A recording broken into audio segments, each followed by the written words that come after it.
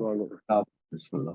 محترم مومنین و مومنات، میں آپ سب کا تہہ دل سے مشکور ہوں کہ آپ نے اس مجلس سے شب جمعہ میں شرکت فرمائی، اور میں تمام اراکین و ذاکرین علماء اور بانی مجلس جناب اظہر سعید صاحب کا بھی بے پناہ مشکور ہوں،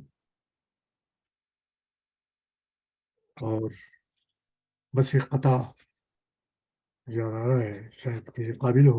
جی بسم اللہ۔ بسم اللہ۔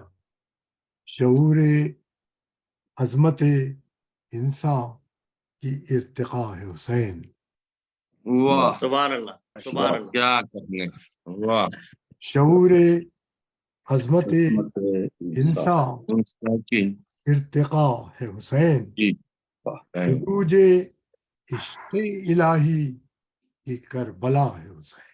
واہ واہ، سبحان اللہ سبحان واہ۔ اللہ سبحان اللہ۔ واہ شعور عظمت انسان کی ارتقاء ہے حسین، ماشاء اللہ عروج عشق الہی کی کربلا ہے حسین، واہ مٹا کے رکھ دیا کل کفر کی سیاست کو، واہ واہ مٹا کے رکھ دیا مٹا کے رکھ دیا سیاست۔ کل کفر کی سیاست کو، واہ واہ واہ، کہیں رسول کہیں شیر کبریا ہے حسین۔ کیا حسین، واہ واہ ماشاء اللہ، واہ واہ، بہت عمدہ، ماشاء اللہ۔ ماشاء اللہ ظفر بھائی، ماشاء اللہ اور بہترین، واہ واہ۔ ہمت افزائی۔ جزاکم اللہ۔ اب میں مائک دے رہا ہوں ہمارے بہت ہی مشہور و معروف و ہر دل عزیز ناظم جناب ماشاء اللہ، چشم بدور، بے شک جی، ماشاء جناب اللہ۔ جاز بٹی صاحب جان دے بٹی صاحب، ماشاء اللہ جی، جو آج بسم اللہ۔ کی اس مجلس کی نظامت کی ذمہ داریاں انجام دیں، جناب جاز بہت بٹی۔ شکریہ ڈاکٹر صاحب، جزاک اللہ۔ بڑے عرصے کے ماشاء بعد اللہ۔ آپ سب احباب کی زیارت ہو رہی ہے، بڑی خوش قسمتی کی بات ہے۔ امید ہے آپ سب ماشاء اللہ مشتاق دیدار تھے ہم تو کہ بے شک، حضور کا بے شک، طلوع آفتاب کہاں چلا گیا ہے آخر۔ اللہ بہت شکریہ، ماشاء اللہ، ماشاء اللہ، بہت ماشاء اللہ۔ شکریہ۔ سلامت رہیے، سلامت رہیے ڈاکٹر صاحب، بڑا خوبصورت قطع آپ نے ماشاء اللہ ارشاد فرمایا۔ بسم اللہ الرحمن الرحیم، ان اللہ و ملائکتہ یصلون علی النبی یا ایھا الذین آمنوا صلوا علیہ وسلموا تسلیما۔ اللہم صل علی محمد محمد وعلی وعلی محمد محمد وعلی آل محمد۔ میں آج کے پروگرام کا آغاز کے لیے التماس کروں گا جناب ڈاکٹر ظہیر جعفری صاحب سے تشریف لائیں اور تلاوت کلام پاک کا شرف حاصل کریں۔ جناب ڈاکٹر ظہیر جعفری صاحب۔ بہت شکریہ جی۔ میں آج سورہ بقرہ کی آیت 16 سے 21 تک کی تلاوت کا شرف حاصل کروں گا۔ بسم اللہ۔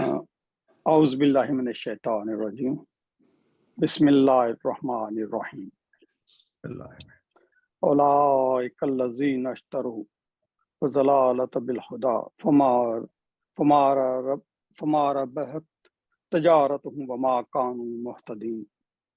مثلهم كمثل الذی استوقد نارا فلما اضاءت ما حوله ذهب الله بنورهم وتركهم في ظلمات لا يبصرون صم بكم عمي فهم لا يرجعون۔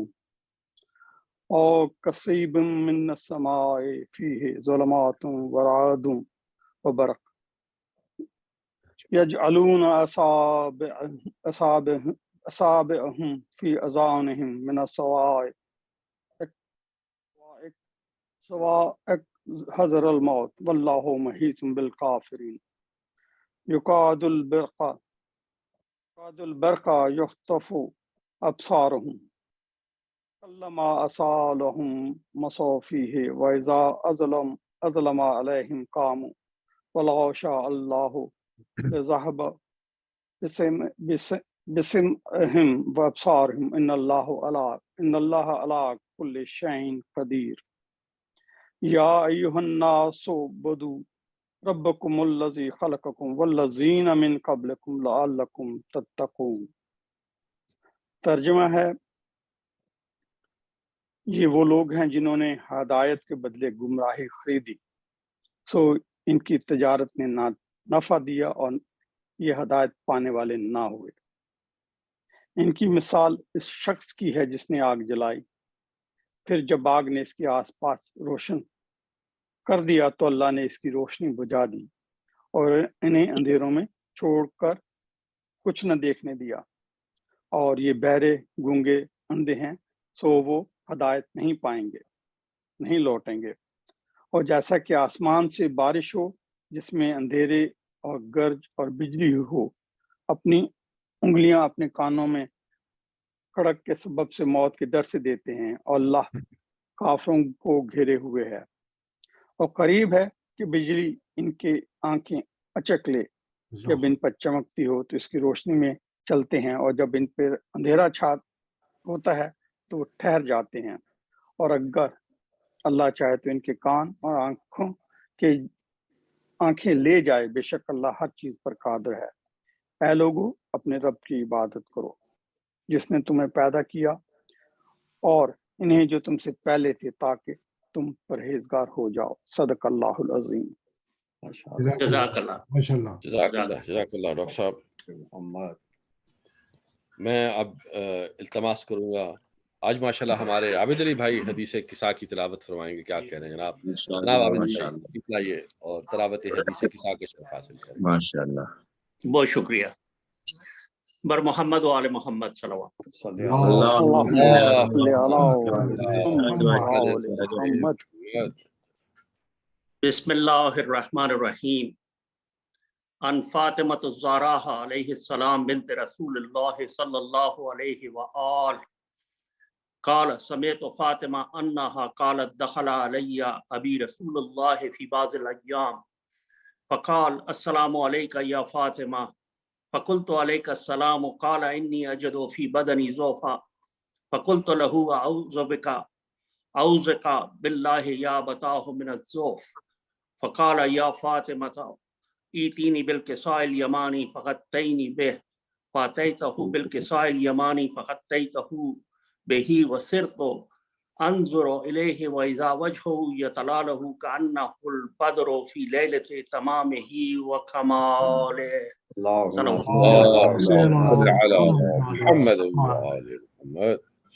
فما كانت الا ساعة واذا بولدي الحسن عليه السلام قد اقبل وقال السلام عليك يا اماه فقلت عليك السلام يا قرة عيني وثمرة فؤادي فقال يا اماه اني اشم عندك رائحة طيبة كأنها رائحة جدي رسول الله صلى الله عليه وآله فقلت نعم ان جدك تحت الكساء فاقبل الحسن نحو الكساء وقال السلام عليك يا جداه يا رسول الله اتاذن لي ان ادخل معك تحت الكساء فقال وعليك السلام يا ولدي ويا صاحب حوزي قد اذنت لك فدخل معه تحت الكساء۔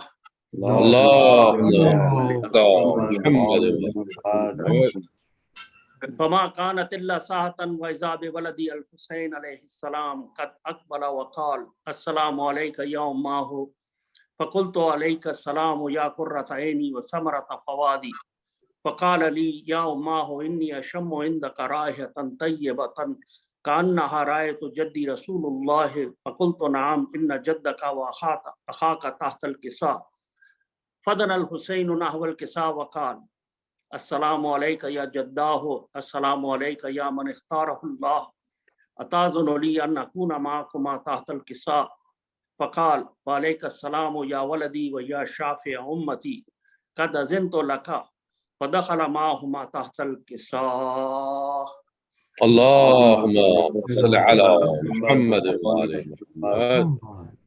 فاقبل عند ذلك ابو الحسن علي بن ابي طالب وقال السلام عليك يا بنت رسول الله فقلت وعليك السلام يا ابو الحسن ويا امير المؤمنين فقال يا فاطمة اني اشم عندك رائحة طيبة كأنها رائحة اخي وابن عمي رسول الله فقلت نعم ها هو ما ولديك تحت الكساء فاقبل علي نحو الكساء وقال السلام عليك يا رسول الله اتاذن لي ان اكون معكما تحت الكساء قال وعليك السلام يا اخي ووسي وخليفتي وصاحب اللواء قد أذنت لك فدخل علي تحت الكساء. اللهم صل على محمد. محمد. ثم أتيت نحو الكساء وقلت السلام عليك يا أبتاه يا رسول الله أتأذن لي أن أكون معكما تحت الكساء؟ قال وعليك السلام يا بنتي ويا بزتي قد أذنت لك فدخلت تحت الكساء. اللهم صل على محمد.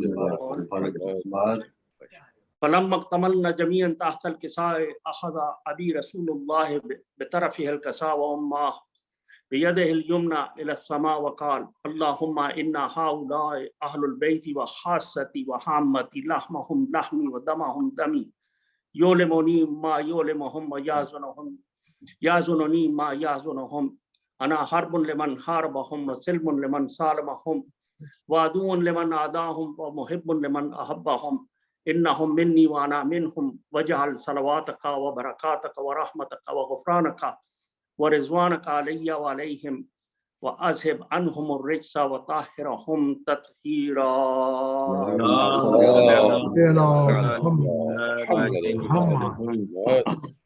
فقال الله عز وجل يا ملائكتي ويا سكان السماوات إني ما خلقت سماء مبنية ولا أرضا مدحية ولا قمرا منيرا ولا شمسا مزيا ولا فلكا يدور ولا بحرا يجري ولا فلكا يسري إلا في محبة هؤلاء الخمسة الذين هم تحت الكساء. فقال أمير جبرائيل يا رب ومن تحت الكساء؟ فقال عز وجل هم أهل البيت النبوة ومعدن الرسالة هم فاطمة وأبوها وبالها وبنوها.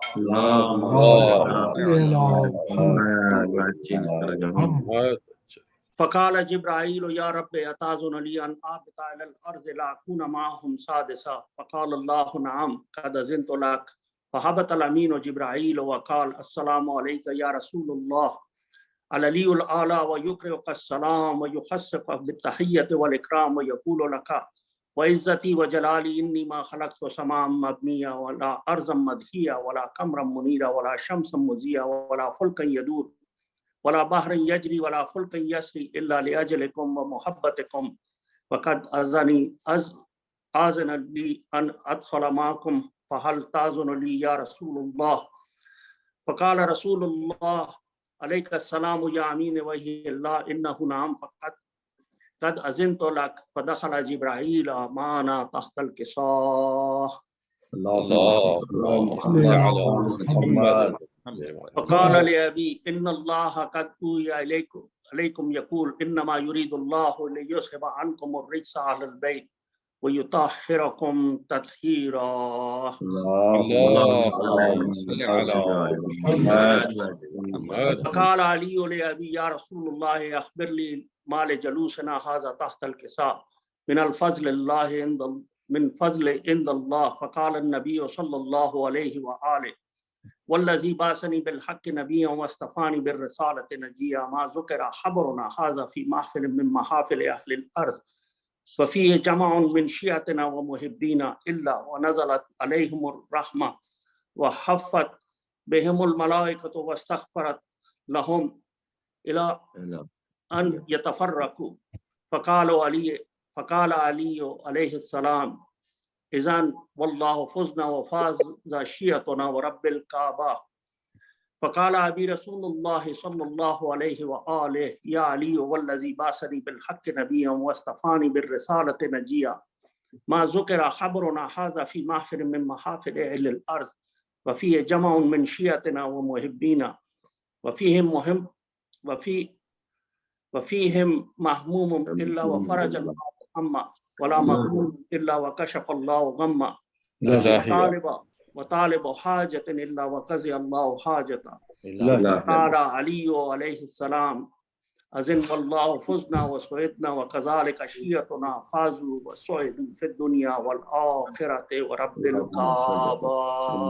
اللهم محمد. ما شاء الله ما شاء الله ما شاء الله. جزاك الله بالصبر ما شاء الله. جزاك الله بحق محمد وأنت المحمود وبحق علي وأنت الأعلى. إلهي وبحق فاطمة وأنت فاطر السماوات والأرض إلهي وبحق الحسن وأنت المحسن إلهي وبحق الحسين وأنت قديم الإحسان إلهي وبحق قصة الأئمة من ذرية إمام الحسين عليه الصلاة والسلام إلهي پروردگارہ ہمیں شب جمعہ کی رحمت اور نعمت نصیب فرما إلهي مریض میں شفاء عاجلہ اور کاملہ عطا فرما إلهي پروردگار آل محمد کے صدقے میں بانی مجلس کی تمام نیک حاجات کو پورا فرما ان کے مظلومین کو جوار معصومین میں جگہ عطا فرما إلهي برحمتک یا ارحم الراحمین اللهم صل اللهم صل على محمد وعلى جزاک اللہ قبلہ. عابد بھائی ماشاءاللہ بہت خوبصورت تلاوت فرمائی آپ نے. بہت شکریہ. ماشاءاللہ آپ تمام سامعین سے درخواست کروں گا کہ ہمارے آج کے جو بانی ہیں اظہر سعید صاحب، ان کے مرحومین کے لیے، آپ سب کے مرحومین کے لیے، میرے مرحومین کے لیے، اور بالخصوص ان کے لیے جن کا پڑھنے والا کوئی نہیں، ایک مرتبہ سورہ فاتحہ اور 3 مرتبہ سورہ اخلاص کی تلاوت فرما دیں. بسم الله الرحمن الرحيم الحمد لله رب العالمين الرحمن الرحيم الحمد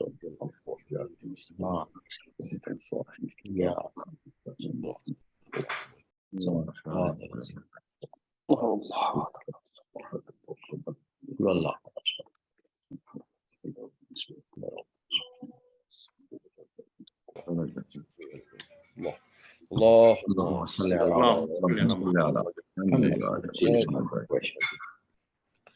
میں اب گزارش کروں گا ڈاکٹر عباس زیدی صاحب سے کہ مائک پہ تشریف لائیں اور بارگاہ اہل بیت میں ہدیہ سلام پیش کریں. جناب ڈاکٹر عباس زیدی صاحب. پر محمد و آل محمد صلوات. اللهم صل على محمد وآل محمد وأجل فرجهم. اچھا میری آواز تو آ رہی ہے آپ لوگوں کو؟ جی جی جی بات تو بالکل آ رہی. اوکے. آج میں فون پہ نہیں ہوں بلکہ کمپیوٹر پہ ہوں، تو اس وجہ سے جی ایک سلام کے چند اشعار پیش کرتا ہوں. اس سے پہلے اگر اجازت ہو 4 مصرے پیش کر دیتا ہوں. بسم اللہ. بار دیگر نعرہ صلوات.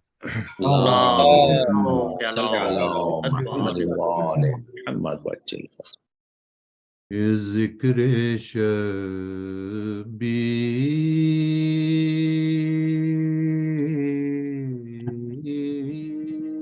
پہ آتے ہیں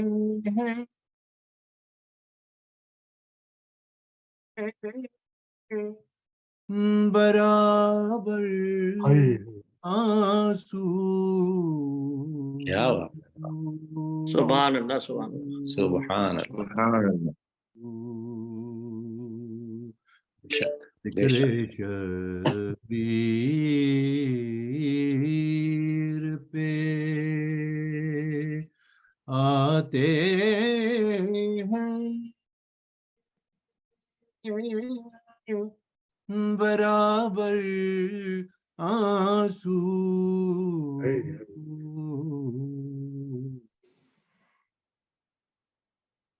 جب یہ ڈھلتے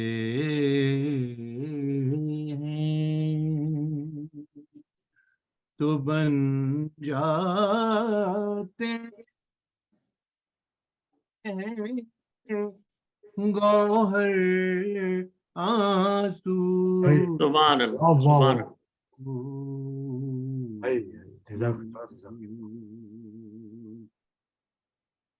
اور یہی آنسو تو ہے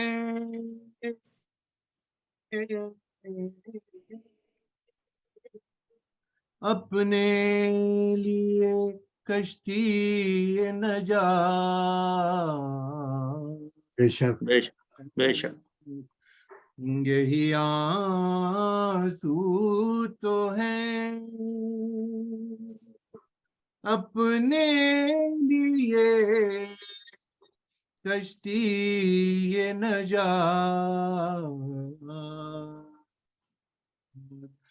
ہم کو لے جائیں ایک دن لب واہ واہ واہ واہ واہ دیا واہ دیا واہ واہ سبحان اللہ سبحان اللہ واہ سبحان اللہ بہت سبحان خوب، اللہ بہت خوب۔ انشاءاللہ واہ واہ واہ سلامت رہیں عباس بھائی واہ شاباش ذکر شبیر لاجواب ماشاء اللہ ماشاء اللہ پر محمد والی محمد ماشاء اللہ ماشاء اللہ اللہم صلی علی اللہ صلی محمد علی محمد محمد ایک سلام کے چند اشعار پیش کرتا ہوں بسم اللہ بسم اللہ۔ کہ مجلس شے میں میرا برسرے منبر ہونا مجلس شے میں میرا برسرے منبر ہونا اس کو کہتے ہیں نصیب کا سکندر واہ واہ واہ واہ واہ واہ واہ سبحان اللہ مجلس شے میں میرا برسرے منبر ہونا اور جس کو در کا ہو دنیا میں اب گزر ہونا واہ واہ واہ واہ واہ اس کو لازم ہے گدائے درے حیدر واہ واہ واہ واہ واہ ماشاء اللہ سبحان اللہ بے اس کو شک لازم ہے گدائے درے حیدر ہونا حیدر ہونا مجلس شے میں میرا اور پہلے سوئے تو کوئی چھاؤں میں تلواروں کی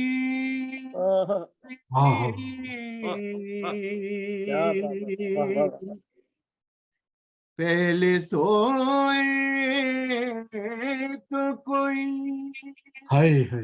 چھاؤں میں تلواروں کی سبحان اللہ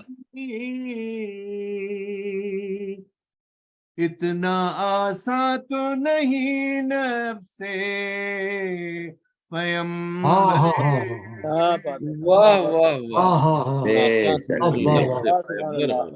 اتنا آسان تو نہیں نفس پیغمبر ہونا پیمبر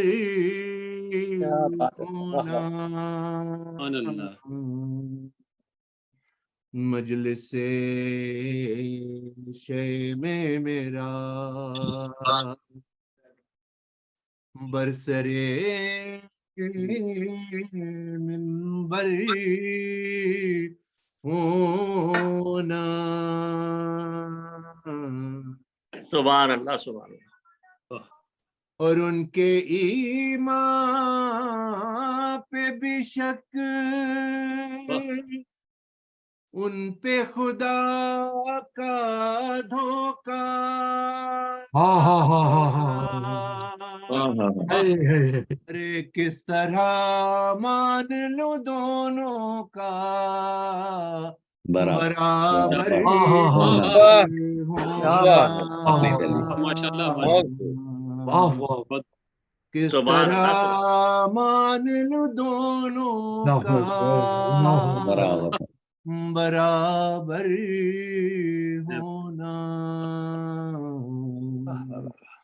مجلس شیم میرا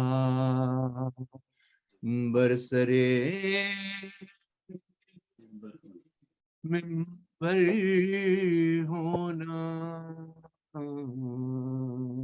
ایک درود بھیجیں محمد وآل محمد. اللهم صل على محمد اللهم صل على محمد وعلى کہ غم شبی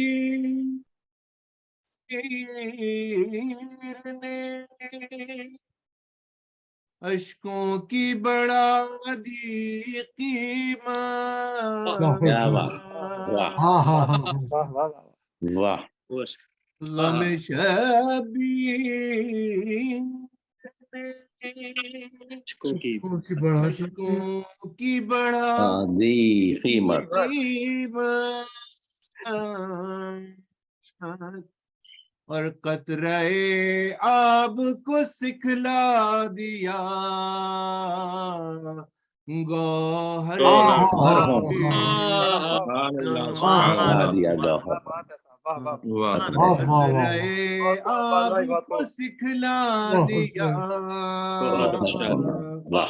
گوہر ہونا. سبحان اللہ. مجلس شیم میرا برسر منبر ہونا. اور زخم کھا کر جو قاتل کو پلا دے شربت. ہاں ہاں ہاں اللہ اکبر اللہ اکبر. زخم کھا کر جو قاتل کو پلا دے شربت. قاتل کو پلا دے شربت. زیب دیتا ہے اسے ساقیے.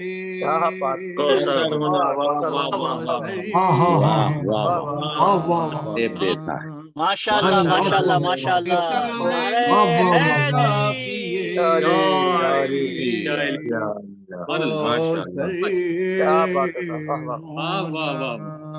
سبحان اللہ سبحان اللہ. مجلس شیم میرا. یہ آخری شعر پیش خدمت ہے کہ عمر بھر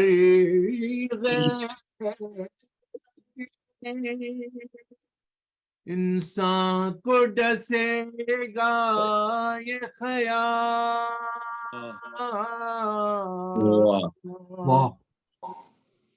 عمر بھر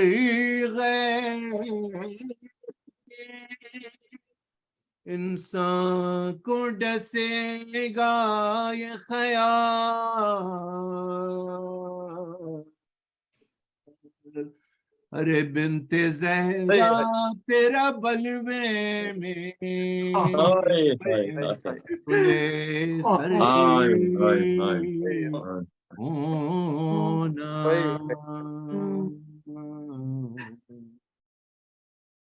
مجلس شیم میرا برسرے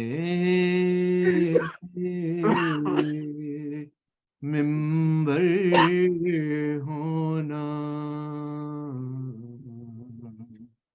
بر محمد والے محمد صلی اللہ اللهم صل على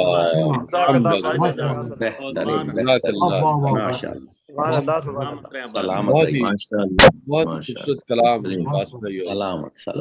آپ نے ادا کر دیا ہمیشہ کی طرح سلام کو پڑھنے کا.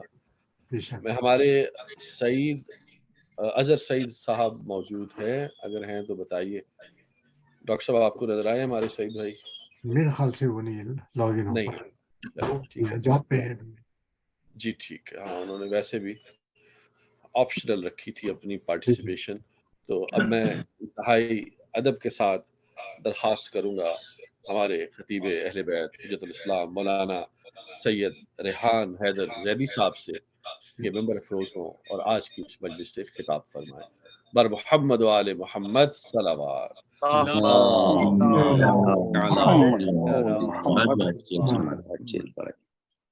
رحم اللہ من قرأ سورۃ الفاتحہ. بسم اللہ الرحمن الرحیم الحمد للہ رب العالمین المغضوب عليهم صراط الذین انعمت علیہم اللهم صل علی لا حول ولا قوة الا باللہ العلی مولانا العظیم. جلدی نہیں بیٹھ گئے؟ اعوذ باللہ من الشیطان اللعین الرجیم. بسم اللہ الرحمن الرحیم. الحمد للہ رب العالمین. الصلاة والسلام علی اشرف الانبیاء والمرسلین سیدنا و نبینا و شفیع ذنوبنا و طبیب قلوبنا مولانا و انگلینڈ مقتدانا میں ایکسیڈنٹ ہو گیا تھا نا. ابو القاسم المصطفیٰ محمد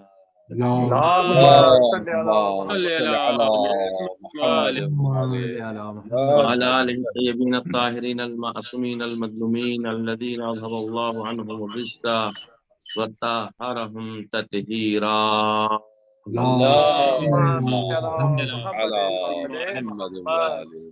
ولعنة الله على أعدائهم أجمعين من ليلنا إلى قيام يوم الدين.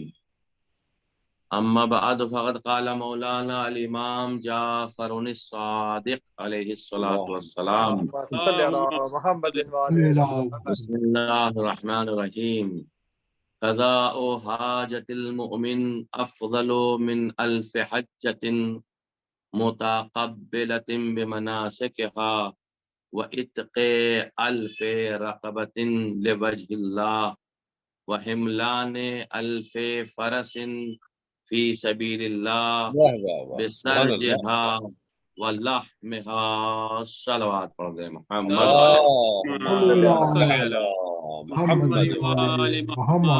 ماشاءاللہ ماشاءاللہ قبلہ. بہت شاندار حدیث تلاوت فرمائی آپ. عزیزان گرامی، آپ حضرات کی خدمت میں نے امام علیہ الصلوۃ والسلام کی ایک ان 40 حدیثوں میں سے مشہور حدیث کو سرنامہ کلام قرار دیا ہے. اور یہ حدیث اس وقت کی ہے کہ جب امام کا ایک صحابی امام کے ساتھ مکے میں طواف خانہ کعبہ کر رہا تھا، اور طواف خانہ کعبہ کرتے میں ایک شخص آیا اور اس صحابی کا ہاتھ پکڑا. تو اس صحابی نے کہا کہ میں تھوڑی دیر میں تمہارا جواب دیتا ہوں. اس مرحلے میں امام جعفر صادق علیہ الصلوۃ والسلام متوجہ ہوئے اور آپ نے متوجہ ہو کر کہا کہ کیا یہ ہاتھ پکڑنے والا تمہارا برادر دینی نہیں ہے، مسلمان نہیں ہے؟ تو صحابی کہتا ہے ہاں مولا ایسا ہی ہے کہ یہ مسلمان ہے، لیکن چونکہ میں اس وقت طواف کر رہا ہوں تو اس کی بات کا جواب نہیں دے سکتا. امام نے ارشاد فرمایا اپنے طواف کو چھوڑو اور جا کر کے اپنے مومن بھائی کی حاجت کو پورا کرو، اس لیے کہ مومن کے حاجتوں کو اور ضروریات کو پورا کرنا 1000 حج مقبول اور 1000 غلاموں کے آزاد کرنے سے اور 1000 گھوڑے راہ خدا میں روانہ کرنے سے افضل ہے. سبحان اللہ سبحان اللہ. ملاحظہ فرمائیے جانے گرامی، اب امام معصوم نے کیا درس دیا ہمیں؟ 1000 حج، 1000 گھوڑے اور 1000 غلام ادا کرنے سے، آزاد کرنے سے افضل ہے ایک مومن کی حاجت کو پورا کرنا. ظاہر سی بات ہے، میں نے چونکہ اپنا جو آج کا موضوع ہے ایک سوال یا نشان کے ماتحت اس کو جواب میں بدلنے کی کوشش کی ہے، اس لیے کہ ایک سوال میرے پاس میں آیا اور وہ سوال بھی ایک عجیب و غریب سوال، اور اس کا مقصد یہ ہے سوال کرنے کا عزیزان گرامی کہ انسان جب کوئی چیریٹی کرتا ہے یا صدقہ دیتا ہے تو آیا امام معصومین اس کے بارے میں کیا ارشاد فرماتے ہیں؟ اب امام علیہ الصلوۃ والسلام نے وہ روایت، میں نے اس کا بیک گراؤنڈ کیا تھا آپ کی خدمت میں پیش کیا، ماورائیات کیا تھا اس کے پیچھے وہ آپ کی خدمت پیش کیا کہ امام نے حدیث کیوں بیان فرمائی تھی کہ ایک مسلمان نے سوال کیا، اس نے جواب دیا کہ میں طواف کر رہا ہوں، تو امام نے اسے منع کیا اپنے طواف کو چھوڑو اور جا کر کے اس مسلمان کی مدد کرو، اس لیے کہ اس مسلمان کی مدد کرنا تمہارے طواف سے افضل ہے۔ اور ایک روایت میں یہ بھی آیا، ایک روایت میں نے ایک جگہ اور یہ دیکھی کہ کوئی انسان اگر کسی مومن کی حاجت کو پورا کرتا تو وہ مومن کی حاجت کو پورے کرنے والے انسان کے لیے 6000 نیکیاں لکھی جاتی ہیں۔ بلکہ روایت ایسے ہے کہ جو خانہ کعبہ کا طواف کرتا ہے تو 6000 نیکیاں لکھی جاتی، 6000 برائیاں اس سے ختم کر دی جاتی اور 6000 درجات اسے عطا کیے جاتے ہیں۔ یہ امام معصوم کی حدیث ہے۔ لیکن اگر کوئی انسان کسی مومن کی حاجت کو پورا کرتا ہے تو امام علیہ السلام ارشاد فرماتے ہیں کہ مومن کی حاجت کو پورا کرنا طواف سے افضل ہے، طواف سے افضل ہے، طواف سے افضل ہے، طواف سے افضل ہے۔ میرے مولا نے 10 مرتبہ تکرار فرمائی کہ طواف سے افضل ہے۔ اللہ اکبر، اللہ اکبر۔ اس سے آپ اندازہ لگائیے کہ ایک مسلمان کی، ایک مومن کی حاجت کو پورا کرنے کا کتنا ثواب رکھا ہے۔ اب مومن کی حاجت کو پورا کرنا کچھ طریقے ہیں اسلام کے اندر، ان میں پہلا طریقہ ایک صدقہ ہے، دوسرا طریقہ خیرات ہے، تیسرا طریقہ منت ماننے کا ہے۔ یہ تمام وہ طریقے ہیں۔ صدقے سے ہم شروع کرتے ہیں اپنی بات کو۔ سوال یہ ہے کہ وہ کپڑے جن کی کیفیت اچھی نہ ہو اور استعمال کے لائق بھی نہ ہو وہ کپڑے، تو کیا انہیں صدقے میں دیا جا سکتا ہے؟ کبھی کبھی آپ نے دیکھا ہوگا کہ بھائی چلو کپڑے پہنتے ہوئے بہت زمانہ ہو گیا ہمیں اور ہمارے اب کام کے نہیں ہیں، اسے ہم صدقے میں دے دیتے ہیں اور تاکہ ہمیں اس کا ثواب مل جائے گا۔ اب روایات اور شرعی مسئلہ اس میں کیا ہے؟ صدقے دینے میں کوئی شرط نہیں ہے، بلکہ کافی ہے کہ وہ سامان قیمت رکھتا ہو۔ اگر کچھ بھی قیمت ہے اس کی تو آپ اسے صدقہ دے سکتے ہیں، کوئی اشکال اس کے اندر نہیں پایا جاتا۔ لیکن اگر سید کو صدقہ دے رہے ہوں، ملاحظہ فرمائیے گا، اب جملہ بدل رہا، اب وہ حضرت آیت اللہ العظمہ آغا سستانی فرماتے یا حضرت آیت اللہ العظمہ آغا خوئی کا بھی یہ مسئلہ تھا، بلکہ حضرت آیت اللہ العظمہ آغا محسن حکیم اور آیت اللہ برجوردی سے لے کر کے آج تک کے ہمارے مراجعین کرام ارشاد فرماتے ہیں اگر کوئی انسان کسی سید کو صدقہ دے رہا، چونکہ سید کا صدقہ سید لے سکتا مستحب صدقات کو، کوئی شرعی مسئلہ نہیں ہے۔ جیسے زکوٰۃ فطرہ بھی ایک صدقے کے نام معنی میں آتا تو سید کا سید کو دے سکتے ہیں۔ موارد کیا ہے وہ بات کی بحث ہے، لیکن اصل مسئلہ یہاں پہ اگر کوئی انسان سید کو صدقہ دے رہا ہے تو اتنا کم صدقہ نہ ہو کہ سید کی توہین ہو۔ اللہ اکبر، اللہ اکبر۔ ملاحظہ فرمائیے گرامی۔ اب یہ صدقے کی بحثیں ہیں کہ کون سا صدقہ سید کو دے سکتے ہیں۔ یوں تو مطلقاً لوگ کہتے ہیں صدقہ حرام ہے، ہاں واجبی صدقات جو ہیں وہ سادات کے اوپر حرام ہے، لیکن سلامتی کا کوئی صدقہ نکال رہا ہے اور سید کو دینا چاہتا ہے اس کی مدد کے طور پہ، تو علماء نے بیان فرمایا کہ اس کو دے سکتے ہیں، البتہ واجب صدقہ نہیں، اس کے لیے الگ موارد بیان کیے گئے۔ پھر پوچھا گیا کہ اگر لڑکا نابالغ ہو اور رشید ہو یعنی سمجھدار تو کیا اسے صدقہ دیا جا سکتا ہے نابالغ کو؟ تو منع کیا گیا، نابالغ کو صدقہ نہیں دینا چاہیے۔ اب ایک اور سوال کیا گیا آغا سے، کیا مستحب صدقہ کسی غریب سید کو دیا جا سکتا ہے؟ تو آغا نے ارشاد فرمایا جائز تو ہے مستحب صدقہ دینا، لیکن اتنا کم نہ ہو کہ سید کی توہین میں شمار ہو رہا ہو۔ یہ بڑے اہم مسائل ہیں زانے گرامی۔ اب سوال پیدا یہ ہوتا ہے کہ آپ کی نظر میں کیا صدقے کے پیسے امام باڑوں میں دینا، امدادی اداروں میں دینا، مذہبی کتب خانوں کی تاسیس میں دینا اور کتب کی یعنی کتابوں کو چھاپنے میں دینا، کتابوں کے نشر کرنے کے لیے، ان کے پرنٹ کرنے کے لیے، کیا یہ ہم صدقات دے سکتے ہیں ان چیزوں میں یا نہیں دے سکتے؟ تو جواب آغا کا یہ ہے کہ آپ یہ صدقات امام باڑوں میں نہیں دے سکتے، مذہبی کتابوں میں نہیں دے سکتے ہیں۔ بسا یہ کہ اگر کسی انسان نے نیت ہی یہ کی ہو کہ میں ایک چیریٹی کے طور پر ایک رقم نکال رہا ہوں اور یہ میرا فلاں کام ہو جائے گا تو میں امام باڑے میں یہ رقم دوں گا، تو وہ چیز امام بارگاہ میں، مسجد میں، کتاب خانوں میں دی جا سکتی ہے جب تک کہ اس کا مالک راضی نہ ہو۔ امام بارگاہوں میں، مسجدوں میں، ان جگہوں کے اوپر ہم اس طرح کے رقومات شریعہ نہیں دے سکتے ہیں۔ اچھا، اب ایک سوال اور پیدا ہوتا، کیا صدقے کے پیسے سے بچے کا علاج کرایا جا سکتا ہے؟ ہم صدقہ تو ڈائریکٹ بچے کو نہیں دے سکتے، تو کیا ہم اس کی کفالت علاج میں کر سکتے ہیں؟ صدقہ جو ہم نے نکالا ہے تو ہاں، اگر شاہ فرماتے کوئی حرج نہیں ہے، آپ صدقہ کا پیسے سے علاج کرا سکتے ہیں، اس لیے کہ کسی کی جان کا بچانا بہت زیادہ ضروری ہے۔ اب سوال پیدا ہوتا ہے، کیا امام باڑے کی تعمیر میں صدقے سے مدد کی جا سکتی ہے؟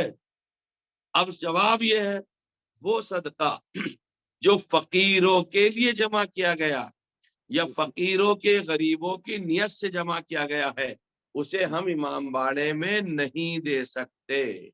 یہ مسئلہ، یہ مسائل ہیں، یعنی آپ ان صدقات کو نہیں دے سکتے جو ہم صدقات غریبوں کی مدد کے لیے دیتے ہیں، کے لیے جمع کر رہے ہیں، مومنین کی مدد کے لیے جمع کر رہے ہیں، آپ اسے مسجدوں میں، امام بارگاہوں میں نہیں دے سکتے ہیں۔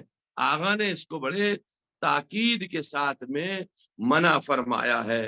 اچھا، ایک صلوات کا سہارا لے محمد آل محمد پر۔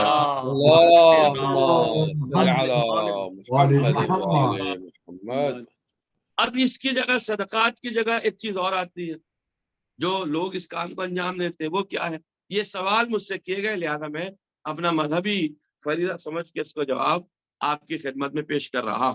وہ روایات کی طرف میں آؤں گا انشاءاللہ، حضرات کی خدمت میں اپنے امام کی 2-4 روایات ضرور پیش کروں گا امام علیہ الصلوۃ والسلام کے حوالے سے۔ اب ایک سوال پیدا ہوتا، منت اور عہد کے احکام کیا؟ یہ منت کیا؟ میک اے ویو، یعنی ہم ایک ایسی منت مانتے ہیں، ایک ایسی تمنا کرتے ہیں، اس کے بارے میں کیا؟ منت یہ ہے کہ انسان اپنے آپ پر واجب کر لے کہ اللہ کی رضا کے لیے کوئی اچھا کام کرے گا، یا کوئی ایسا کام جس کا نہ کرنا بہتر ہو اسے ترک کر دے گا۔ مثلا ایک انسان منت مان لے، آج سے میں فلاں کام نہیں کروں گا، یہ کام بہتر نہیں ہے، اور اس کو اللہ کی رضا کے لیے منت مان لے، تو منت میں صیغہ پڑھنا ضروری ہے۔ مطلب اس بات کو کہے کہ میں قربتاً اللہ اس کام کو کروں گا، چاہے اردو میں کہے، لیکن کہنا چاہیے میں اس کام کو، فرض کر لیے منت مان لے میرے بچے کو شفا حاصل ہو گئی، یا میرا بچہ امتحان میں بہترین نمبروں سے پاس ہو گیا، تو میری منت یہ ہے میں 10 فقیروں کو کھانا کھلاؤں گا قربتاً اللہ۔ تو اب جب بچے کو شفا حاصل ہو گئی یا بچہ امتحان میں کامیاب ہو گیا تو یہ منت اس کے اوپر واجب ہو جائے گی، اور جب واجب ہو جائے گی تو اسے ادا کرنا اس کے لیے ضروری ہو جائے گا۔ اچھا، اب ضروری ہے کہ منت ماننے والا آدمی بالغ ہو، عاقل بھی ہو۔ ایسا نہیں نابالغ بچہ جس کے پاس کوئی مال نہیں ہے، کچھ نہیں ہے، وہ منت ماننا شروع کر دے تو اس کی منت قابل قبول نہیں ہے۔ یا سفی انسان ہے، بے وقوف، جیسے دیوانے ہوتے ہیں، وہ ہوش میں کسی وقت آیا اور وہ منت ماننے لگا کہ میں منت مان لوں، تو عاقل ہونا بھی ضروری ہے کہ عاقل انسان ہی منت مانے گا۔ سبحان اللہ، سبحان اللہ۔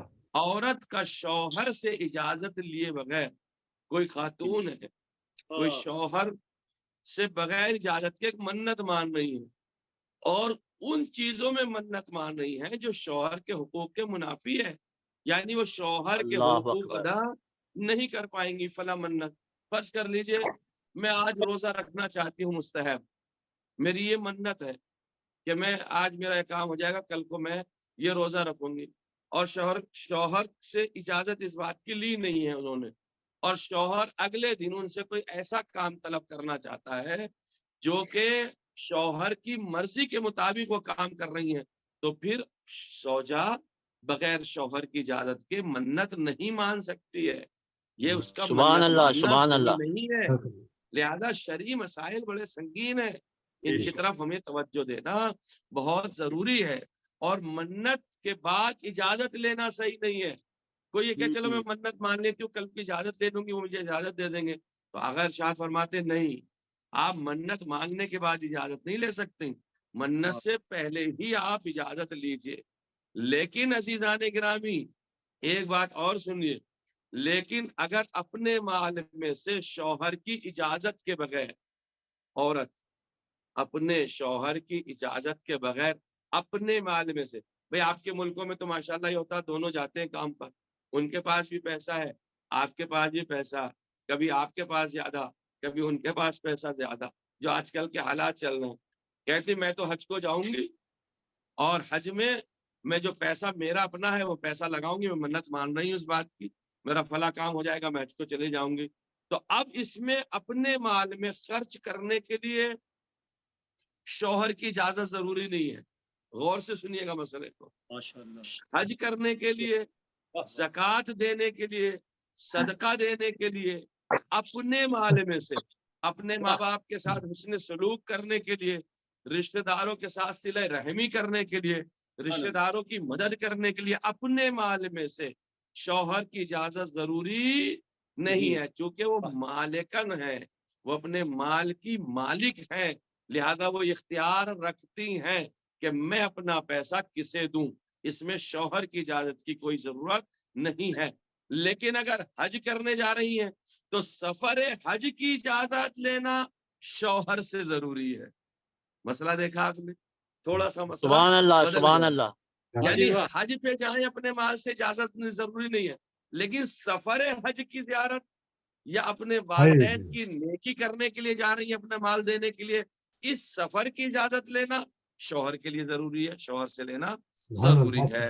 ایک درود پڑھتے ہیں محمد وآل محمد. اللهم صل على محمد وآل محمد. نعرہ حیدری, حق علی حق علی حق علی. ماشاء اللہ, جزاکم اللہ, خدا سلامت رکھے آپ حضرات کو. اسے تھوڑا سا سمیٹ آمین ایک بات آمین کو آپ آمین. واضح کرتا ہوں, ایک اور بات کو واضح کرتا ہوں. اب اگر کوئی خاتون, عورت یعنی شوہر کی اجازت سے منت مانے تو شوہر سے اجازت تو لے لی منت ماننے کی, اور شوہر اس کی منت ختم نہیں کر سکتا اب, چونکہ وہ پہلے اجازت دے چکا ہے. مثلا کہا میں فلاں کل کو روزہ رکھوں گی, کہا ٹھیک ہے آپ روزہ رکھ لیے, اجازت. مستحب روزے کی بات کر رہا ہوں, واجب روز احکام میں تو شوہر کی اجازت کی ضرورت ہی نہیں ہے جو واجب احکام ہے, لیکن مستحب کاموں کی بات کر رہا ہوں. کوئی منت ماننے, فرض کے مستحب روزہ رکھوں گی میں, اور شوہر نے اجازت بھی دے دی. اب شوہر اس منت کو زوجہ کی ختم نہیں کر سکتا, اور نہ ہی اس منت پہ عمل کرنے سے روک سکتا ہے, کیونکہ وہ پہلے اجازت دے چکا ہے. ملاحظہ فرمایا آپ حضرات نے, کیونکہ وہ پہلے اجازت دے چکا ہے. اب جب وہ پہلے اجازت دے چکا ہے ذہن گرامی, تو اب وہ منت ادا کرنے سے نہیں روک سکتا. ایک درود پڑھ دیں محمد وآل اللهم صل محمد. على محمد وآل محمد. جزاک اللہ جزاک اللہ جزاک اللہ. کیا کہہ رہے ہیں؟ اب یہ تمام وہ مسائل شریعہ ہیں ذہن گرامی جو معصومین علیہ السلام سے حدیث کی شکل میں ہے. اور یہ ہفتہ تو ویسے بھی ہمارا منصوبہ امام جعفر صادق علیہ السلام سے, اللهم صل على محمد وآل محمد.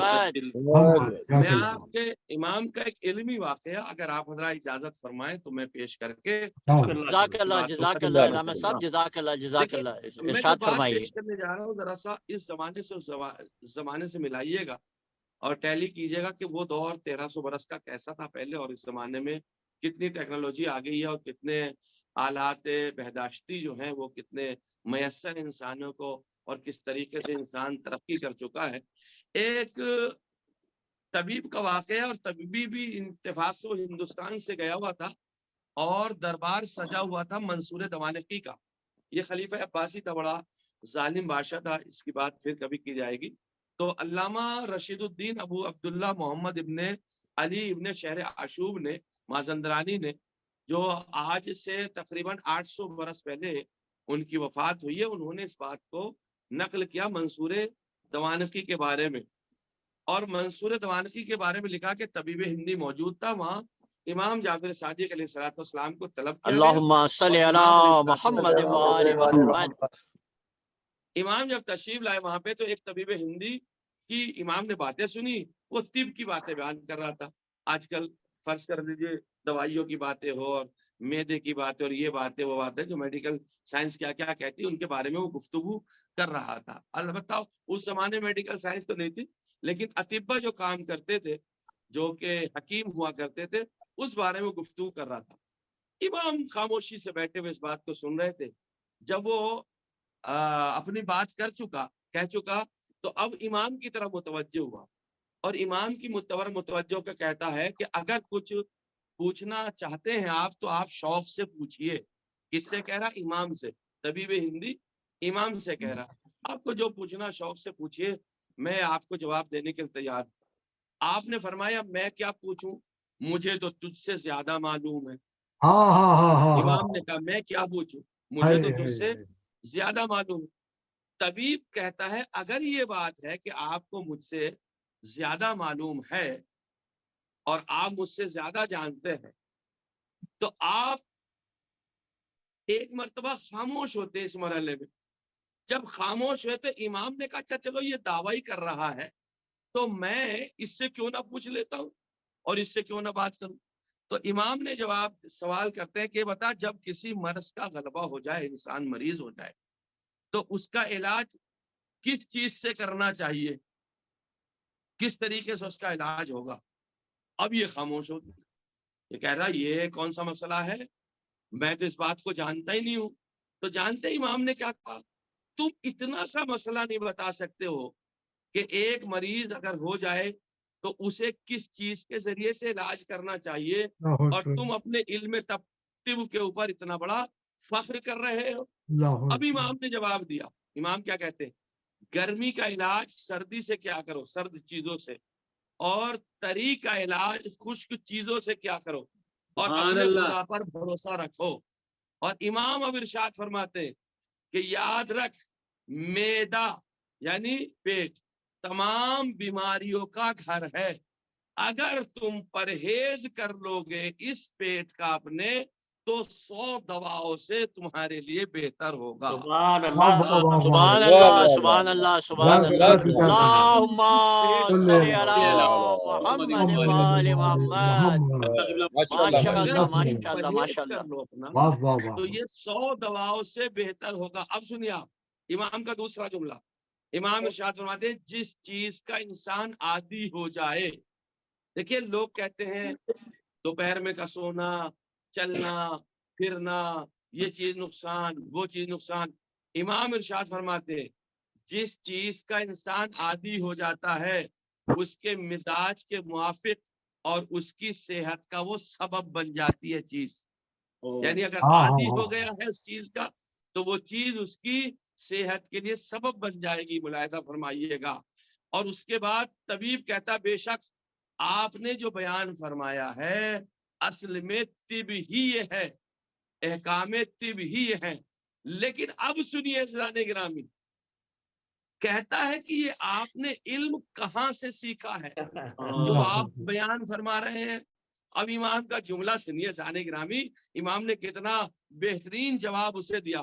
امام کہتے جو میں نے بیان کیا ہے یہ طب کی کتابوں میں پڑھ کر حاصل نہیں کیا ہے بلکہ مجھے یہ علوم خدا نے سکھائے ہیں. سبحان اللہ سبحان اللہ. نعرہ صلوات.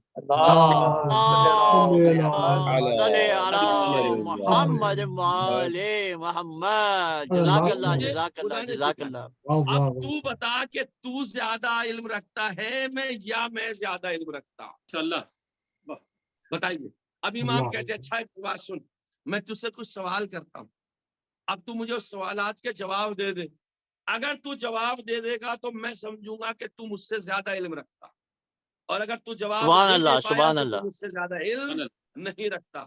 اب میں جو چیزیں پیش کرنے جا رہا ہوں یہ تصور کیجیے گا 1300 برس پرانی بات ہے امام کے زمانے کی. 1350 برس 1300 برس ہو گئے جب کی بات ہے. اس زمانے میں اس طرح کی ریسرچ نہیں آئی تھی. امام نے ارشاد فرمایا امام کہتے اچھا یہ بتا کہ اللہ نے आंसुओं को और रुतूबतों को सर के अंदर जगह क्यों दी है?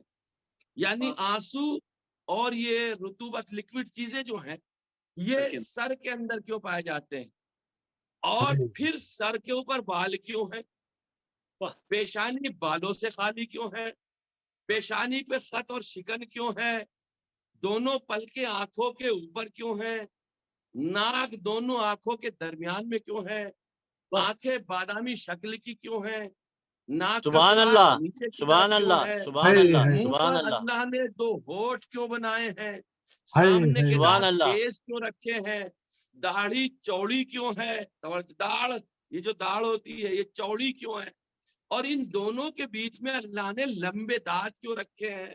दोनों हथेलियां बालों से खाली क्यों है? मर्दों की दाढ़ी क्यों होती है? नाखून और बाल में जान क्यों नहीं होती है?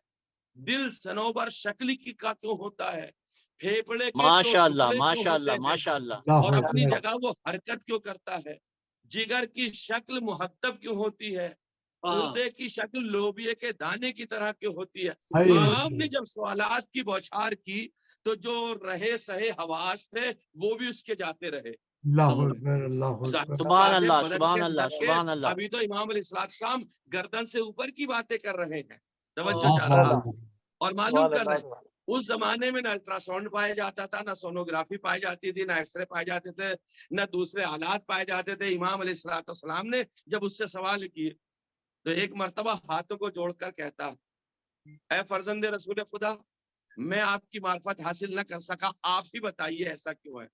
अब इमाम के जवाब सुनिए आप। आज रिसर्च आई है ना जाने ग्रामी, तिब्बे इमाम सादिक पढ़िए, उसमें आपको मिल जाएगा। आ जाइए। सर अगर आंसुओं और रुतूबतों का मरकज ना होता तो खुश्की की वजह से सर टुकड़े टुकड़े हो जाता। सुभान अल्लाह, सुभान अल्लाह, सुभान अल्लाह। इमाम इरशाद फरमाते हैं, बाल इसलिए सर पर हैं कि उनकी जड़ों से तेल वगैरह दिमाग तक पहुंचता रहे और बहुत से दिमागी बुखार जो हैं वो बालों की जड़ों से निकलते रहे, दिमाग सुभान गर्मी अल्लाह, और सुभान अल्लाह, सर्दी से सुभान अल्लाह, महफूज रह सके। पेशानी सुभान अल्लाह। बालों से इसलिए खाली है, तवज्जो चाह रहा हूँ, पेशानी बालों से इसलिए खाली है कि उस जगह से आंखों में नूर पहुंचता रहे। पेशानी माशाअल्लाह, जो खाली माशाअल्लाह, रखी है माशाअल्लाह। इसलिए कि नूर पहुंचता रहे। और पेशानी में खतूत और शिकन इसलिए है कि सर से जो पसीना आए गिरे वो आंखों में ना पड़ जाए, इसलिए कि पसीने में नमकाहट पाई जाती है, नमक पाया जाता है। और तवज्जो चाह रहा हूँ, ये तमाम चीजें। और जब शिकनों में पसीना जमा हो जाए तो इंसान उसे पोंछ कर फेंक देता है, जिस तरह गढ़ों में पानी जमा हो जाता है जब बारिश होती है। पलके इसलिए आंखों के ऊपर करार दी गई है, पलके कि आफताब की रोशनी इस कदर उन पर न पड़े कि जितनी उसे जरूरत है, इसलिए कि अगर आफताब की रोशनी ज्यादा पड़ेगी तो इंसान देख नहीं पाएगा। मुलायदा फरमाइए। और वक्त जरूरत जितनी जरूरत है इन पलकों की वजह से वो रोशनी को लेता है। और तुमने देखा होगा जब देखा होगा कि इंसान जब रोशनी में बुलंदी की तरफ किसी चीज को देखता है तो हाथ इस तरीके से आंखों के ऊपर रखता है ताकि उसको साफ दिखाई दे और सूरज की ज्यादा गर्माहट और तेजाबियत उसको न हासिल हो। और फिर इमाम ने इरशाद फरमाया, नाक को दोनों आंखों के बीच में इसलिए करार दिया कि मजमे नूर से रोशनी तकसीम होकर बराबर दोनों आंखों को मिले। सुभान अल्लाह, सुभान अल्लाह, सुभान अल्लाह। भाई इमाम इरशाद फरमाते ये नाक काम करती है इस बात का बीच में कि इन दोनों आंखों को रोशनी बराबर की मिले। यानी अल्लाह ने जो सिस्टम बनाया वो ये, वरना दो चीजें दिखाई देनी चाहिए ना। ये नाक है जो तकसीम करती है रोशनी को बराबर से और चीज एक ही दिखाई देती है। और सुभान अल्लाह, सुभान अल्लाह, सुभान अल्लाह। तवज्जो चाह रहा हूँ, 1-2 मिनट लेट हो जाए तो माजरत चाहता हूँ। आंखों को बादामी शक्ल का इसलिए बनाया कि वक्त जरूरत सलाई के जरिए दवा या सुरमा वगैरह आसानी से पहुंच जाए। आंखें अगर गोल होती तो दवाई डालने में या सुरमा लगाने में इंसान को परेशानी होती। ماشاء اللہ امام ماشاء کا اللہ علم ہے۔ ماشاء اللہ۔ اور امام ارشاد فرماتے ہیں ناک کا سوراخ نیچے کے لیے اس لیے رکھا گیا کہ دماغ کے اندر جو رطوبتیں پیدا ہوتی ہیں وہ آسانی سے نکل جائیں۔ آخری سوال جواب میں دے کر بات کو ختم کرنا چاہوں گا۔ امام ارشاد فرماتے ہیں ہونٹ اس لیے منہ پر لگائے گئے ہیں کہ جو رطوبتیں دماغ سے منہ میں آئے وہ رکی رہیں اور کھانا بھی اس کے اختیار میں رہے، بار بار باہر منہ سے نہ نکلے۔ یہ ہوٹوں کا فرمان ہے۔ توجہ چاہ رہا ہوں، ماشاء ملازمہ اللہ یہ ماشاء غور اللہ کیجیے۔ ماشاء اللہ، لیکن سبحان امام اللہ کس سبحان طریقے سے اللہ جواب سبحان دیا؟ اللہ۔ امام ارشاد فرماتے ہیں داڑھی مردوں کے لیے اس لیے دی گئی ہے کہ مرد اور عورت میں تمیز حاصل ہو سکے، مرد کون ہے سبحان عورت اللہ کون ہے۔ سبحان اللہ سبحان اللہ۔ اور اگلے دانت اس لیے تیز اللہ نے رکھے کہ کسی چیز کا کاٹنا اس کے لیے آسان ہو جائے۔ داڑھ کو چوڑا اس لیے بنایا ہے تاکہ داڑھ کے ذریعے سے اللہ کی دی ہوئی نعمتوں کو صحیح معنی میں چبا سکے۔ جب وہ امام نے اتنے جواب دیے تو ایک مرتبہ طبیب کو کیا کرنا چاہیے تھا، آپ انصاف سے بتائیے۔ اس کے پاس کوئی جواب تھا؟ اس کے پاس بس ایک ہی جواب تھا۔ وہ ایک مرتبہ اس نے ایک سوال کیا، آپ نے ان جوابات کو کہاں سے دیا؟ آپ کے پاس یہ علم کہاں سے آیا؟ آپ کو علم کس نے سکھایا؟ اب امام کو کہنا چاہیے تھا ڈائریکٹ کہہ دیتے مجھے خدا نے سکھایا، جیسے آپ نے اوپر ارشاد فرمایا۔ نہیں، چونکہ یہ بھی تو بتانا ہے کہ میں کون ہوں۔ یا علی یا علی، یہ بھی تو بتانا کہ میں کون ہوں۔ امام آواز دیتے یہ علم میں نے اپنے بابا محمد باقر سے سیکھا، انہوں نے یہ علم اللہم اپنے بابا صلی زین علی العابدین سے محمد سیکھا، وآل انہوں نے محمد۔ یہ علم سبحان امام اللہ سبحان حسین سے اللہ سیکھا، سبحان اللہ۔ انہوں نے یہ علم اپنے بابا علی سے سیکھا، انہوں نے یہ علم سبحان اپنے اللہ۔ بھائی رسول سے سیکھا، رسول نے جبرائیل سے سیکھا، جبرائیل خدا کے یہاں سے علم لے کے آئے تھے، لہذا ہمارا علمی واسطہ خدا سے جا کر کے ملتا ہے۔ سبحان اللہ۔ ہمارا علمی نعرہ واسطہ خدا سے جا کر کے ملتا ہے۔ صلوات على محمد محمد جب اس نے یہ کہا وآل کہ ان کا علمی راستہ تو محمد۔ خدا جزاک سے جا اللہ کر کے جزاک ملتا اللہ ہے، جزاک اللہ۔ ان کا علمی راستہ تو خدا سے ملتا ہے، تو کیا کہتا ہے؟ فوراً کہتا ان اشہد ان لا الہ الا اللہ وان محمد رسول اللہ وعبدہ، اور میں گواہی دیتا ہوں کہ اللہ کے علاوہ کوئی اللہ نہیں ہے، اس کے رسول کے علاوہ یعنی کوئی اور رسول نہیں ہے، یعنی محمد اللہ کے رسول ہے اور آپ حجت خدا ہیں۔ وَإِنَّكَ عَالَمُ أَهْلَ زَمَانِهِ، یہ ہے جملہ جو اس نے کہا ہے طبیب نے، اور آواز دیا اور آپ اپنے زمانے میں سب سے بڑے عالم ہیں اے امام جعفر صادق۔ سبحان اللہ۔ اللہم صلی علی محمد وآل محمد۔ امام علیہ السلام نے علم سکھایا۔ یہ وہی امام تو ہے، یہ وہی امام تو ہے۔ منصور دوانقی نے دیکھا اتنا بڑا عالم، اور جو ہمارے بلائے ہوئے علماء کو بھی پس کر دیتا ہے اور مناظرے میں آج تک ہارا نہیں ہے۔ تو ایک مرتبہ منصور دوانقی نے کہا امام جعفر صادق کو گھر بھیجا، اور بھیجنے کے بعد اپنے حاویوں سے اپنے موالیوں سے کہا ان کے گھر میں آگ لگا دو تاکہ ان کا اللہ پورا اکبر گھر اسی اللہ طریقے سے اکبر جل جائے، پورے گھر میں اللہ آتش اکبر۔ پھیل جائے۔ عزادارو ذرا سوچئے گا جس وقت امام جعفر صادق کے گھر میں آگ لگائی گئی ہوگی تو کس طریقے سے امام جعفر صادق پہ گزروں کی روایت کہتی ہے جب امام کے گھر میں آگ لگے امام کوئی اثاثہ نہ نکال سکے، صرف بچوں کا ہاتھ پکڑا، زوجات کو اشارہ کیا اور ایک ابا کے اندر گھر سے باہر نکلے۔ یہ ظالموں کا زمانہ تھا۔ میں کہوں گا امام جعفر صادق علیہ السلام آپ کے گھر میں آگ لگائی گئی ہے، آپ نے بچوں کو باہر نکالا ہے، آپ بھی باہر نکل آئے ہیں، لیکن میں نے ایک آگ لگتے ہوئے ایک زمانہ 61 ہجری کے شروع میں دیکھا ہے کہ جب شمر ملعون نے اور عمر سعد نے خیموں میں آگ لگوائی ہے تو ایک بیمار تھا جو بستر کے اوپر تھا، جب خیمے کے بعد خیمہ جل رہے تھے، اور حمید ابن مسلم روایت بیان کرتا کہتا میں نے دیکھا جب خیمے جل رہے تھے اور سارے خیمے جل گئے تو ایک بی بی کو میں نے دیکھا، آپ نے جناب زینب کے مرثیے کی طرف عباس بھائی سے بھی اشارہ دیکھا ہے، وہ سلام میں پڑھ رہے تھے، میں نے خیموں میں دیکھا ایک بی بی ہے جو خیمے سے کبھی باہر آتی ہے کبھی خیمے کے اندر جاتی ہے، میں قریب گیا, میں نے ہاتھوں کو جوڑا, پوچھا اے بی بی کیا ماجرا ہے جو تم اتنی پریشان ہو, کبھی خیمے کے اندر جاتی ہو کبھی خیمے کے باہر جاتی ہو. تو میری شہزادی نے آواز دیا, اے شیخ تجھے کیا بتاؤں, علیل, ہمارے پاس میں ایک بیمار ہے, اس کی طاقت اتنی نہیں ہے کہ وہ اٹھ سکے یا وہ کھڑا ہو سکے. نہ معلوم امام سجاد پہ کیا گزری ہوگی, کس طریقے سے امام سجاد خیموں سے نکلے ہوں گے. اے مولا امام جعفر صادق, آپ کے گھر میں مدینے میں آگ لگائی گئی, لیکن ہائے کربلا, جب خیمے جلنے لگے, جلتے جلتے خیموں میں ہم نے دیکھا ایک بچی ہے جس کے دامن میں آگ لگی ہوئی ہے. پھر حمید ابن مسلم بیان کرتا ہے, میں نے چاہا کہ اس بچی کے دامن کی آگ کو بجھا دوں, تو بچی کہہ رہی تھی اے شیخ مجھے ہاتھ نہ لگانا, میں سید زادی ہوں, تو اتنا ہی رحم کرنا چاہتا ہے تو مجھے بتا دے نجف کا راستہ کدھر ہے. میں نے پوچھا بی بی نجف جا کے کیا کرو گی, کہا تجھے نہیں معلوم میرے دادا نجف میں آرام کر رہے ہیں, میں جا کر ان سے شکوہ کروں گی, دادا ہمارے خیموں میں آگ لگائی گئی, تمہاری سکینہ کا دامن جل رہا ہے, لو عزادارو خیام حسینی جلے, سکینہ کا جلتا ہوا کرتا, یا حسین یا حسین. اللہ ولعنت اللہ علی قوم الظالمین, سیعلم الذین ظلموا ایام منقلب ینقلبون. بات میں حسین. جزاک مالی اللہ. پریشانیوں سے نکال. جزاک اللہ قبلہ, جزاک اللہ. جزاک اللہ جزاک سبحان اللہ. اللہ سبحان اللہ. اے پروردگار جزاک اللہ بات کروں گا جزاک جناب اللہ. ڈاکٹر قمر عابدی صاحب سے سوچ کہ کے زیارت عطا و کر دیا. دعا کے لیے تشریف لائیں. جناب ڈاکٹر قمر عابدی صاحب.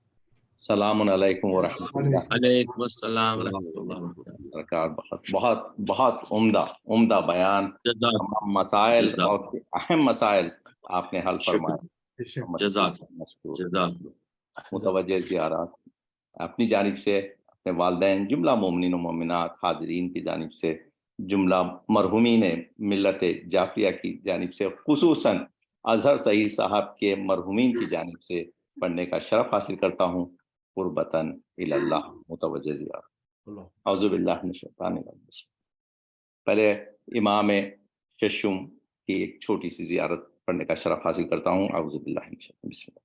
السلام علیکہ یا امام الورا, السلام علیکہ ایہا العروۃ الوثقی, السلام علیکہ یا حبل اللہ المتین, السلام علیکہ یا نور المبین, السلام علیکہ ایہا الصادق جعفر ابن محمد خازن العلم داعی الی اللہ بالحق, اللہم کما جعلتہ معدن کلامک ووحی وخازن علمک ولسان توحیدک وولی امرک ومستحفظ دینک, فصل علیہ افضل ما صلیت علی احد من اوصیائک وحججک انک حمید مجید.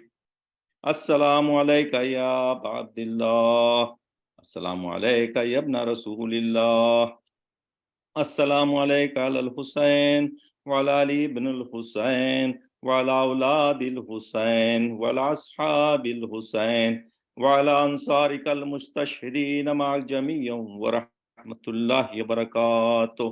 السلام علیکہ یا وارث آدم صفت اللہ, السلام علیکہ یا وارث نوح النبی اللہ, السلام علیکہ یا وارث ابراہیم خلیل اللہ, السلام علیکہ یا وارث موسیٰ کلیم اللہ, السلام علیکہ یا وارث عیسیٰ روح اللہ, السلام علیکہ یا وارث محمد حبیب اللہ, السلام علیکہ یا وارث امیر المؤمنین علی ولی اللہ, السلام علیکہ یا ابن محمد المصطفیٰ, السلام علیکہ یا ابن علی المرتضی, السلام علیکہ یا فاطمۃ الزہراء, السلام علیکہ یا ابن خدیجۃ الکبریٰ, السلام علیکہ یا صار اللہ وابن صار والوتر الموتور, اشہد انک قد اقمت الصلاۃ وآتیت الزکاۃ وامرت بالمعروف ونهيت عن المنكر وطاعت الله ورسوله حتى أتاك اليقين فلعن الله متى قتلت ولعن الله متى ظلمت ولعن الله متى سمعت بذلك فرضيت به يا مولاي يا أبا عبد الله أشهد أنك كنت نورا في الأصلاب الشامخة والأرحام المطهرة لم تنجسك الجاهلية بأنجاسها ولم تلبس من المدلهمات ثيابها واشهد انك من دعام الدين واركان المؤمنين واشهد انك الامام البر التقي الرزيز هادي المهدي واشهد ان الائمه من ولدك الكلمه التقوى وعلام الهدى وعروة الوثقى والحجة على أهل الدنيا وأشهد الله وملائكته وأنبياءه ورسله أني بكم مؤمن ويا بكم موقن بشرائع ديني وخواتم عملي قلب وقلبي لقلبكم سل وأمر لأمركم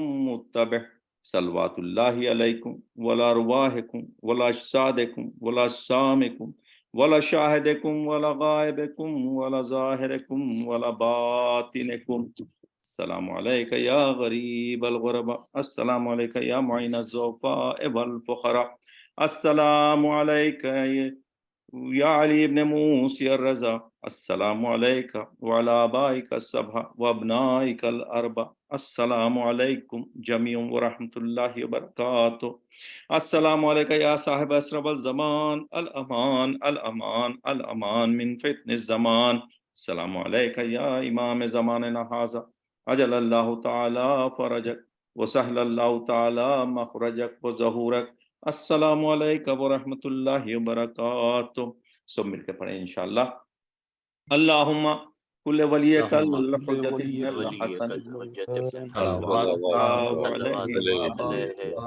علیہ وآبائی فی هذه الساعة وفی کل ساعة وليا وحافظا وقائدا وناصرا ودليلا وعينا حتى تسكنه طوعا وتمتعه فيها طويلا برحمتك يا ارحم الراحمين جزاک اللہ جزاک اللہ جزاک اللہ جزاک اللہ ڈاکٹر صاحب ماشاءاللہ سلامت رہیے میں التماس کروں گا ہمارے آج کے بانی جناب اظہر سعید صاحب سے کہ وہ تشریف لائیں اور کوئی اپنے خیالات کا اظہار کرنا چاہیں آپ کی آج کی مجلس کے حوالے سے پلیز جناب اظہر سعید صاحب۔ السلام علیکم۔ ماشاءاللہ بہت خوبصورت مجلس مولانا صاحب نے پڑھی، اور اس مجلس کی خصوصیت یہی تھی کہ ہمارے رئیس مذہب شیعت مولانا امام جعفر صادق مولانا جعفر صادق علیہ السلام کی خدمت میں انہوں نے یہ اس میں پریزنٹ کیا ہے، اور ان کی تاریخ پیش کی، اور ان کی جو لاجک تھی، اور جو انہوں نے سائنس اور ہر قسم کی جو تعلیم دی، اس کے حوالے سے جو انہوں نے پوری ایک ہسٹری پیش کی، بہت خوبصورت طریقے سے پیش کی۔ اور آپ لوگوں کا بھی سب کا شکریہ کہ آپ لوگوں نے مجلس میں شامل ہو کے نہ صرف ثواب کمایا، بلکہ میں انتہائی شکر گزار ہوں کہ آپ نے جو ہے وہ میرے بزرگوں کے لیے بھی دعا کی۔ بہت بہت شکریہ آپ کا۔ جزاک اللہ جی، اللہ تعالیٰ محق پینتن پاک آپ کی اس کاوش کو قبول فرمائیں، آپ کے مرحومین کے درجات بلند فرمائیں، آپ کے رزق میں، علم میں، صحت میں اللہ تعالیٰ مزید برکت عطا فرمائے۔ سامعین آپ کا بہت شکریہ، آپ سب کو اگلی شب جمعہ کے لیے انشاءاللہ تعالیٰ تعالیٰ اپنی حفظ و امان میں رکھے، کوئی غم نہ دے سوائے غم حسین کے۔ میں اب مائک دے رہا ہوں جناب ڈاکٹر غضنفر جعفری صاحب کو، میری طرف سے سب کو السلام علیکم ورحمۃ اللہ۔ وعلیکم السلام جعفری صاحب، اور بس میں آپ سب کا تہہ دل سے ایک بار پھر مشکور ہوں، اور انشاءاللہ اجازت چاہوں گا آپ سے اگلے شب جمعہ تک کے لیے ملاقات ہوگی۔ جب بخیر، شکریہ۔